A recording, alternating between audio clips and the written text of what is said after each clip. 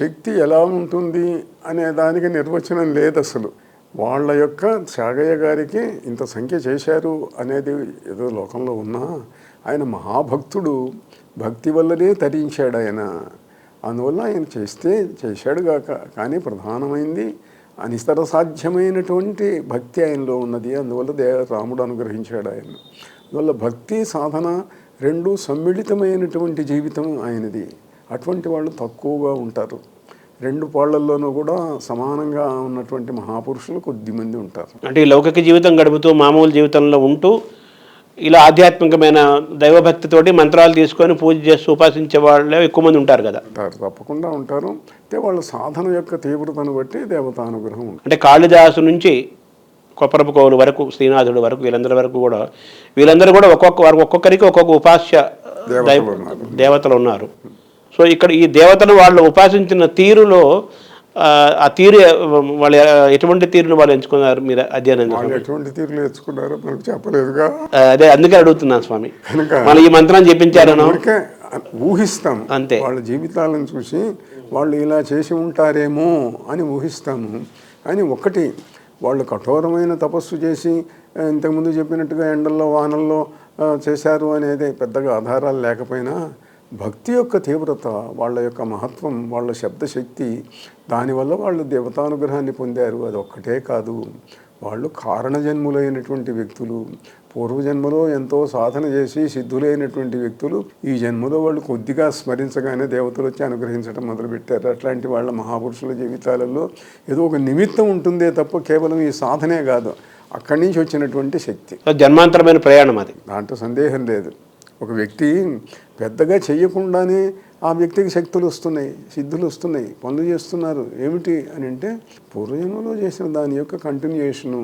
So ఆ జన్మలు పూర్వజన్మల పట్ల మీకు అచంచలమైన విశ్వాసము, అనుభవము పూర్తిగా ఉన్నాయి. విశ్వాసం అనుభవం వల్ల వచ్చింది. అంతకుముందు విశ్వాసం శాస్త్రజ్ఞానం వల్ల వచ్చింది, ప్రమాణం వల్ల వచ్చింది, తర్వాత అనుభవం వల్ల వచ్చింది. తర్వాత మామూలుగా మనం మంత్రోపాసన, తర్వాత హోమాలు ఉన్నాయి, మంత్రంతో పాటు పూజలు ఉన్నాయి, జపాలు ఉన్నాయి, ఇలా అనేక రూపాలు ఉన్నాయి కదా.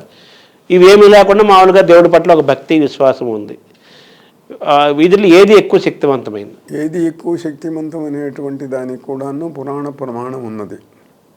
పూజ కోటి సమం స్తోత్రం, స్తోత్ర కోటి సమం జప, జపకోటి సమం ధ్యానం, ధ్యాన కోటి సమం లయ. పూజలు చేస్తాం మనం. పూజల కంటే స్తోత్రములు, మహర్షులు చెప్పినటువంటి స్తోత్రములకు శక్తి ఎక్కువ. అంటే దాంట్లో శబ్దం యొక్క సహాయం ఉంటుంది. ఋషులు మన మాటలతోటి స్వామి నన్ను అనుగ్రహించు, రక్షించు, కాపాడు అన్నదానికంటే ఋషి చెప్పినటువంటి స్తోత్రాలు కనుక చదివితే వాటికి శక్తి ఉంటుంది. కాబట్టి ఇంకా తొందరగా దేవతలు అనుగ్రహిస్తారు. పూజల యొక్క నెక్స్ట్ స్టేజీ స్తోత్రములు, స్తోత్రానికి నెక్స్ట్ స్టేజీ జపం. ఎందువల్ల స్తోత్రములు ఋషులు ఇచ్చారు, మంత్రం దేవతలు ఇచ్చారు. కనుక ఋషుల కంటే దేవతలు గొప్పవాళ్ళు. దేవతలేగా ఋషులకు మంత్రాలు ఇచ్చింది. కనుక మంత్ర జపం ఇంకా గొప్పది.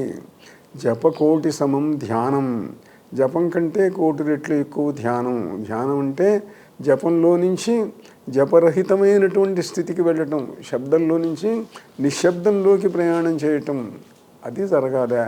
అక్కడి నుంచి ధ్యాన కోటి సమము లయ, మనస్సు పూర్తిగా లీనమైపోయి ఒక భావ సమాధి స్థితికి వెళ్ళటం, దాంట్లో అన్నిటికంటే గొప్పది.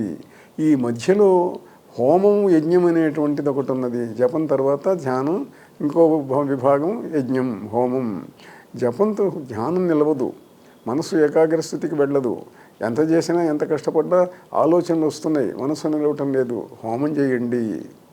హోమం చేస్తే మీ మనసు నిలవకపోయినా దేవత పని చేస్తుంది.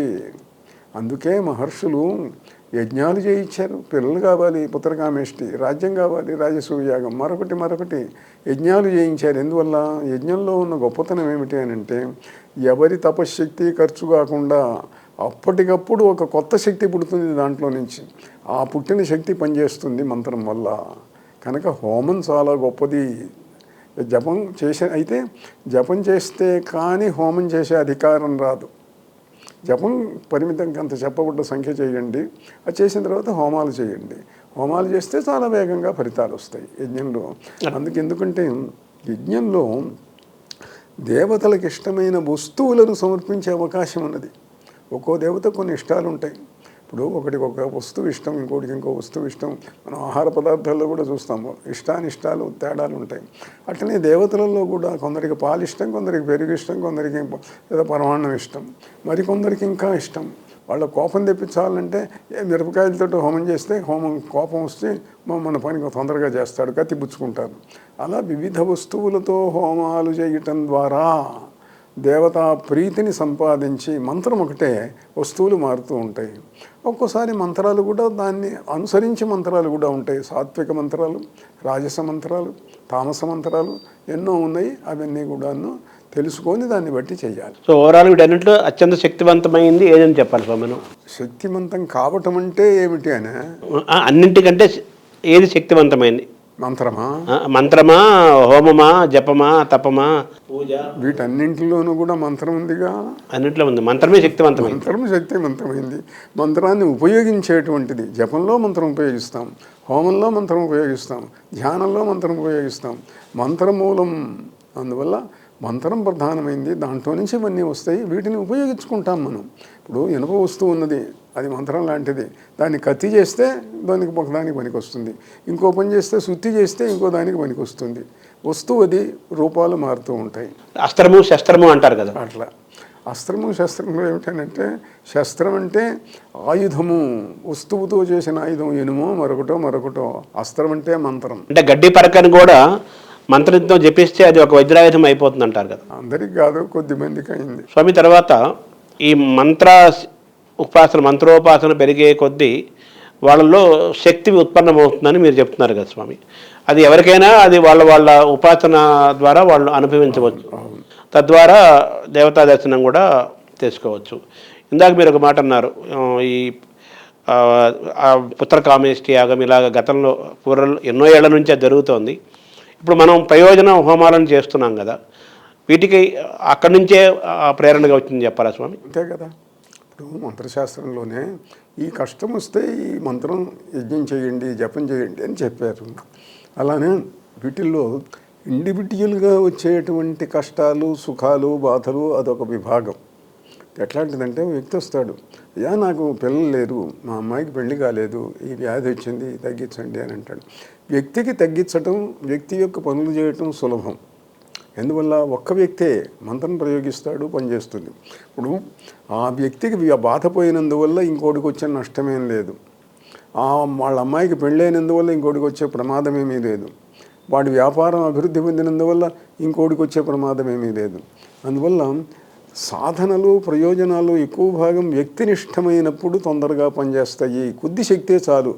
అట్లా కాక కొన్ని లక్షల మందిని ప్రభావితులను చేయాలి, దేశాన్ని మొత్తాన్ని మార్చాలి, ఏదో యుద్ధాలలో గెలవాలి, ఎలక్షన్లలో గెలవాలి, లక్షల మందిని మార్చాలి అని అంటే మానవాతీతమైన అపార శక్తి ఉంటే తప్ప కుదరవు. వ్యక్తినిష్టములైనవి మాత్రం ఇట్లా ఉంటాయి. అంటే మంత్రాలు ఎవరు జపించవచ్చు, ఎవరు జపించకూడదు స్వామి? ఫలానా మంత్రాలు వీళ్ళు జపించకూడదని ఎక్కడా లేదు. ఎవరైనా జపించవచ్చు. వాళ్ళ అర్హతలను బట్టి, వాళ్ళ కోరికలను బట్టి, వాళ్ళకు ఉండేటువంటి యోగ్యతను బట్టి ఏ మంత్రం చేస్తే మంచిది అనేది వాళ్ళు నిర్ణయించుకోవచ్చు, లేదా గురువు నిర్ణయిస్తాడు. నాయన ఈ మంత్రం చేయి, నీకు మంచిది, నీలో చెడు ఆలోచనలు ఎక్కువ వస్తున్నాయి, కాస్త గాయత్రి మంత్రం చేయి నాయన, బాగుపడతావు, నువ్వు మంచివాడివే కానీ ఇబ్బందులు వస్తున్నాయి, కాస్త ఏదో దుర్గా మంత్రం చెయ్యి, ఇంకేదో కాళీ మంత్రం చెయ్యి, ఆ తొందరగా కష్టాలు తీరుస్తుంది దేవత. అట్లా గురువు ఏ మంత్రం చేస్తే మంచిదో అవతల వాడి యొక్క అవసరాన్ని గమనించి తెలుసుకొని, తన ప్రజ్ఞతోటి తెలుసుకొని కావలసిన మంత్రాన్ని చెప్తాడు, అది చెయ్యాలి.